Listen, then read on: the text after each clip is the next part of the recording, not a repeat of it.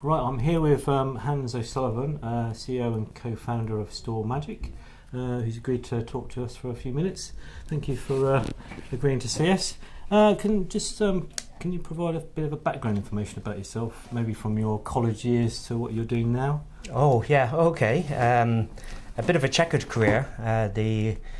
Always wanted to start my own company, so my first time around in college had a couple of half-hearted attempts before they threw me out.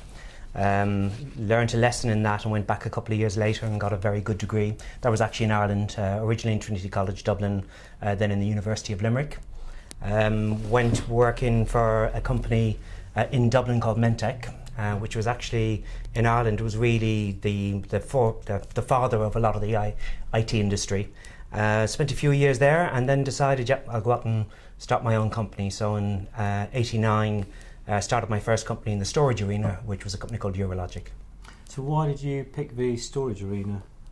Fell upon it more than anything else. So I actually started in digital, as in DEC, computing, and in reverse engineering some of their designs and coming up with compatible designs, and started working on a storage controller.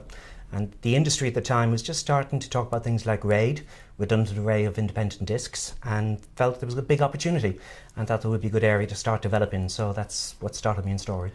You've got some patents in the storage area. I mean, Can you tell us a little bit about the patent area and the trials and tribulations area?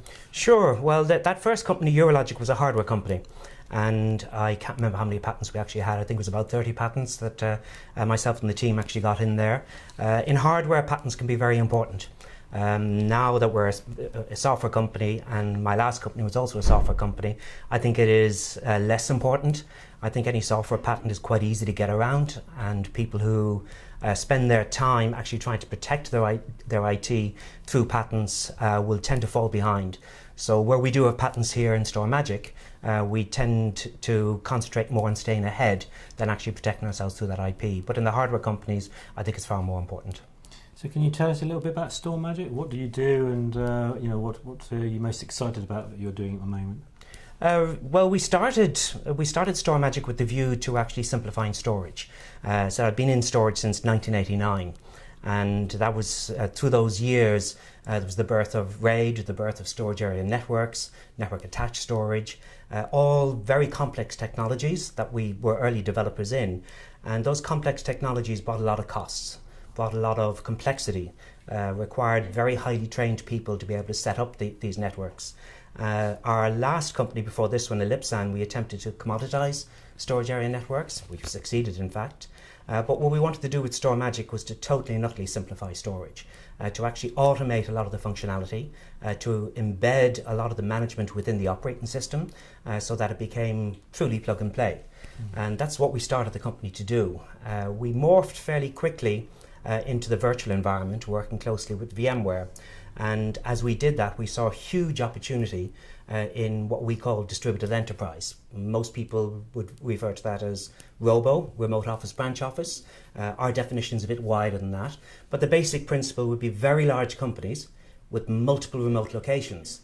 And within those remote locations, they were trying to reduce their costs. They were trying to manage from the center, but at the same time, they had to have highly available data, highly available applications in those remote locations. And we found our technology would fit very, very nicely in there. So we actually changed our roadmap to develop specifically for that environment.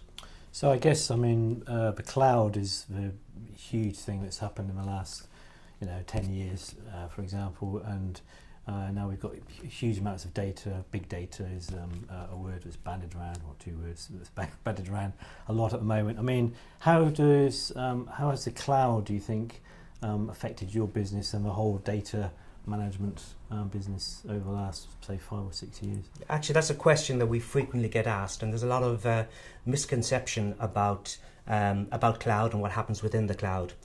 So even investors, when I talk to investors, say to me, but you want to have this technology working at the edge, everything's moving to the center, to the cloud. Is that not going to do you out of business in the future? And it's actually the opposite, right? Everybody is trying to centralize as much as possible. They're trying to get as much of their applications or their data to run from the center. but there's always certain applications that must continue to run at the edge. And I can give you some very simple examples, some of our customer examples in fact. Eon Energy uses for wind farm management. Now by definition, a wind farm is in a remote hostile location, middle of an ocean, top of a mountain. You're not going to have an IT guy there.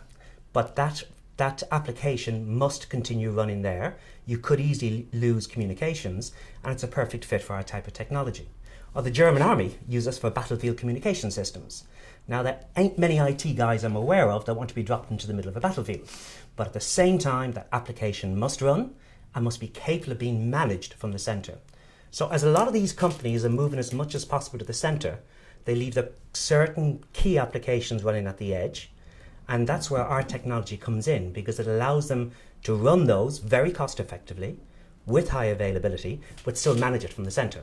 So they're allowing the management to be centralized, but can continue to make sure that their applications continue to meet their customers' needs at the edge. Cloud is useful in a lot of areas for a lot of different companies, but obviously it's not the be-all and end-all of their strategy. I mean, what common issues are organisations, yourselves included, facing when you're trying to blend cloud into your actual strategy?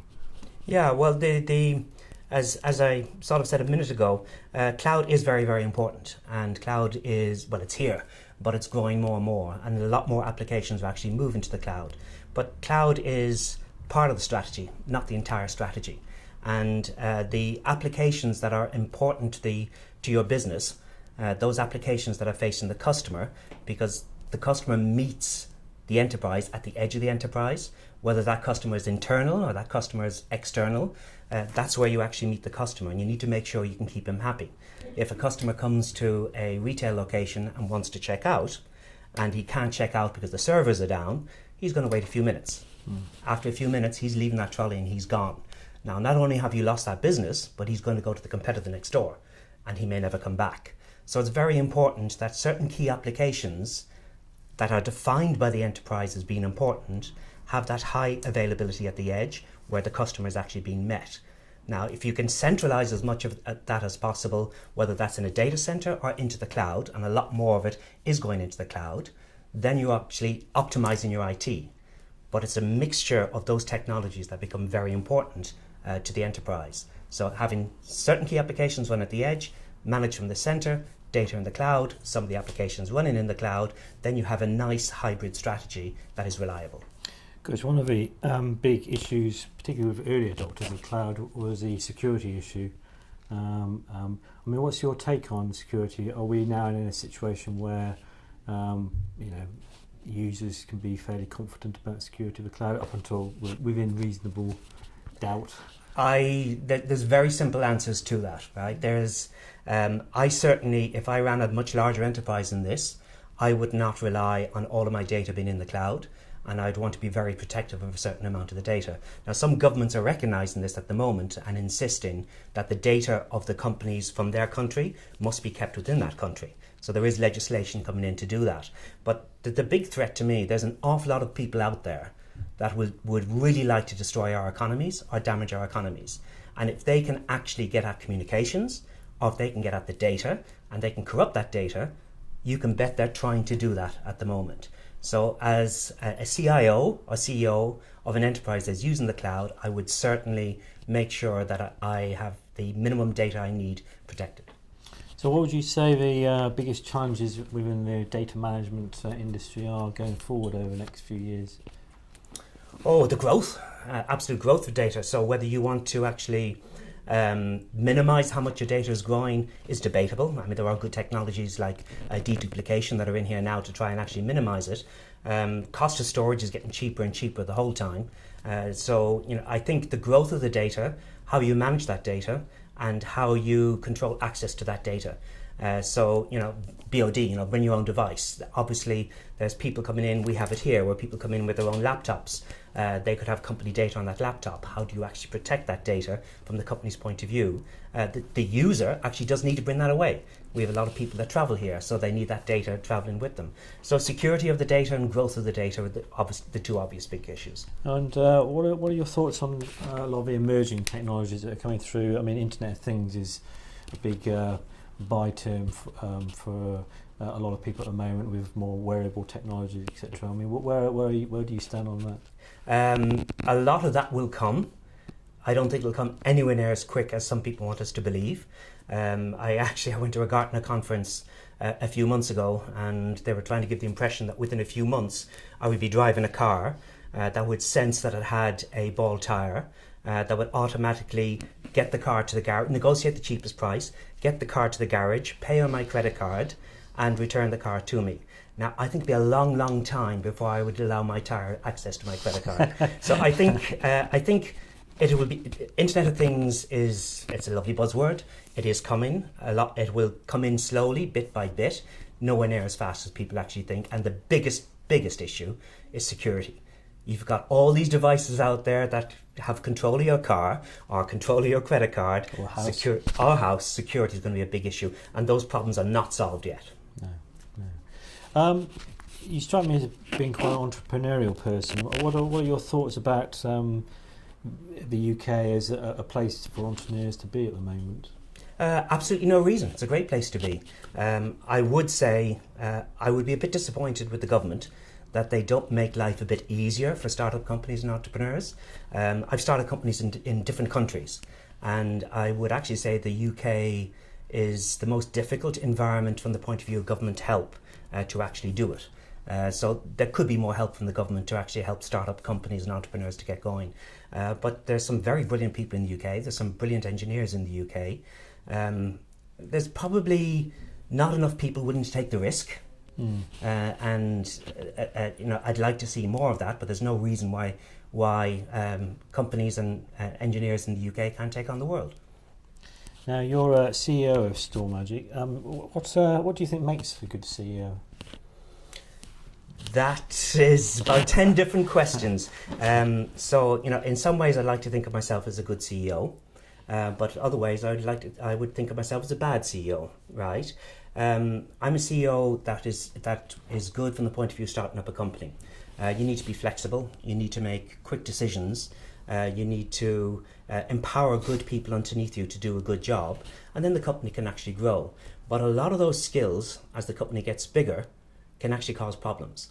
So, if StorMagic were to go public in the future, my view would be that we would need a different type of CEO than one that thinks on his feet, moves fast, and sometimes maybe moves too fast in some of the decisions. So for answering the question as I see it, I think for an entrepreneurial company, for a small startup company, you need someone who's flexible, moves fast, and definitely empowers. So what one piece of advice would you give to someone who's trying to start up their own business? Don't overcalculate. If you were, I've started 8 different companies, and not one of those companies achieved what it was supposed to achieve in the time I wanted it to achieve. And I think if I'd analysed correctly every one of those beforehand, and how long it was going to take and what the cost was going to be, I don't think I'd have started any of them, right? That being said, every one of them has been successful. So don't overanalyze. Trust your gut. If you feel you've got a good opportunity, talk to people, learn a bit more, go for it.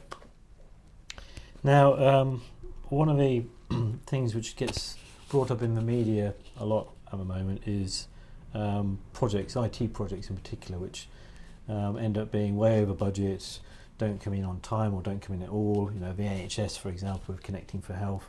I mean, what are your thoughts on the sort of general play with project management within the IT arena? Do you think we are in quite a bad state, or are there good projects out there which you could cite? There are good projects out there, but it's actually probably a fairly good follow-up question on your previous question. Project management is always a big problem. It's not a problem that I have ever been able to solve. There's an unwritten rule which a lot of people out there will have already heard of. You take the timescales, you double them. You take the cost and you double them, and that's likely what the project's likely to come in at. And from a management point of view or a board of directors point of view, they should keep that in the back of the mind. Now, that's not what you pass on to the engineering team, because you want to empower, you want them to encourage, you want them to go for it, but you need to prepare that it's going to take a lot longer than people actually expect. The key thing is preparation. So the work that goes in at the beginning to making sure the architecture is correct on what you're attempting to do, to make sure it's a testable architecture and that it's modular, is going to bring in your project a lot quicker than just getting in there and attempting to start the work. Everything is in the preparation. Then you have a chance of bringing the project in at least close to the time that you expected in the first place. There are good project management people in the UK. Probably not enough of them, but it's not even their fault when a project goes astray, because there's just so many things that you had not quite expected as you go through the project. Talking of skills and good project managers being one of them, there seems to be a little bit of a IT skills shortage in the UK at the moment. Do you have any thoughts on what you think that might be? Yeah, unfortunately, I've seen it with my own sons, that at the stage that they went to university, I was encouraging them and saying, get into engineering. Engineering will always grow, whichever discipline you want within engineering. I kind of hoped they'd get into electronic engineering or software engineering, which they did, but at that time, it was actually getting easier to get into universities because people actually felt there's not going to be enough jobs for engineers out there. There is, it's a cyclical thing, isn't it? So, at the moment there's a shortage because not enough people went into the universities at the right time. It's great to see a lot more women now actually going into engineering as well. I find they bring unique talents. In any of the companies I've had, I've probably been over the normal percentage with women, because they do bring some fantastic skills and differences that men don't often have, and I'd love to see more of them going into engineering. I'm glad you brought women in IT and engineering up, actually, because at the moment I think only about, it's less than 15% of the IT workforce is made up of women. Why do you think there is such a shortage of women in IT and engineering? Is it just because the industry had a bit of a bad rep for a number of years? No, I think it goes a lot further back than that. I don't think that the attitude that people have to the types of things that women should be doing has changed enough yet. It is changing. So it's parents encouraging their daughters that there's no reason why you can't be an engineer. I don't think engineering has ever been seen as being a feminine thing to go into. It's no reason for it not to be. It's just an old stereotypical view that people have actually had. So I think that is changing bit by bit. And the more successful women we have within engineering and starting companies, the more we'll actually see of that as well. But there's some very, very good female engineers out there that go on to being CEOs or start their own companies out there as well. I think we just need more of that as role models. Now, the government at the moment, is going on about the digital economy being very important, etc. But obviously, you need skilled people to be part of that digital economy to push it forward. What do you think we can do to make sure that staff of companies like yourselves have the skills to really play a good part in the digital economy going forward? Well, I actually think a lot of it is happening naturally anyway. You look at most kids today, and they've got their phones, they've got their iPads, all the technology. I'm actually counter-trend there and quite different, right. In that I refuse to get on Twitter and I refuse to have a Facebook account. I spent my entire life developing new technology, but at other times the intrusion on private life that a lot of these new technologies give, I don't particularly want. So I don't bother with a lot of that myself. But I think a lot of those skills are coming up naturally because that's what they're working with naturally on a daily basis. I'm interested. Who were your role models? What did you said about coming through from college, etc. But did you have any role models when you were younger, growing up, that you thought I'm really impressed with that person? I'd like to follow them. Not when I was very younger. When I started going to college, I had a couple of good role models that I particularly liked. One was Ken Olsen, who started Digital Computer. Which I did manage to meet him some years later as well. The other is actually, I mentioned that company in Ireland called Mentech. That was the birth of the IT industry there. And it was a guy called Mike Pearce who started that from a university. In fact, he was the university professor that threw me out of my first time in college. But 2-3 years later, I ended up working for him. And he certainly would have been someone that I admired because in those days, it was not easy to start a new technology company, especially in Ireland. Should I ask why you got thrown out? Well, we had a disagreement. I thought 2 lectures a year was sufficient, and they felt I should have gone to more. Okay. I'd gone to a male boarding school before that, and you arrive in university and suddenly you have this thing called women, and it was far more important than studying at the time. Far more interesting. Just going back to the IT industry in general, BCS is very keen to promote good professionalism within the IT industry. Obviously, you've got longer, more established careers like lawyers and doctors, etc. Have their own medical counsels and that. So if someone's done something bad, they'll be held accountable to them, and maybe even be struck off a list or whatever. IT doesn't quite have that at the moment. Do you think that the government should be doing more, or do you think that it should be something that's a voluntary code of practice within the industry? At best, a voluntary code of practice. So I think standards are very, very important. But any of the people that I would admire in business, any of the people who are doing well within business, are doing so because of the mistakes they made. If you're a doctor, you can't make a mistake. You're dealing with someone's life, someone's health. From an engineering point of view, you do need to make mistakes. And the danger with a lot of companies that they spend too long considering something, being afraid of making a mistake, where if they just made a decision and went for it, they'd probably get it right anyway. So yes, you need standards, you need a certain amount of controls, but it's a very fast moving industry, and the industry should be allowed to move fast and let some guys make some mistakes en route. And looking back, is there anything you would have liked to do differently now, looking back at your career so far? No, I actually wouldn't. I have made mistakes, but every one of the mistakes that I can think of, and I'm not going into detail on them, any one of the mistakes I can think of led me down a path that I was glad I was down that path afterwards. As I say, mistakes, you need the mistakes to actually lead you in the right direction.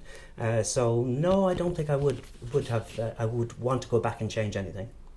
And finally, what do you think in the last few years has been the most sort of exciting technological breakthrough or development in your eyes? Virtualization, right?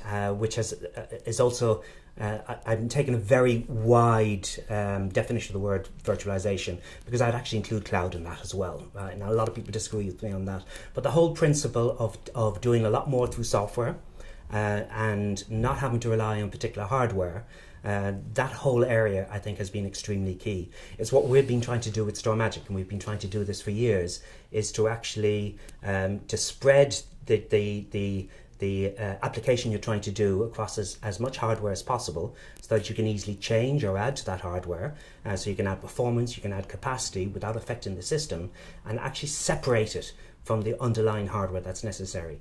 CPU cycles are now cheap. Intel CPU cycles are for nothing. It's a lot better to use more CPU cycles, do it in software, than to attempt to develop anything in hardware anymore. And that's coming from someone who used to be a hardware engineer. Oh, well, thank you, Hans. Thank you.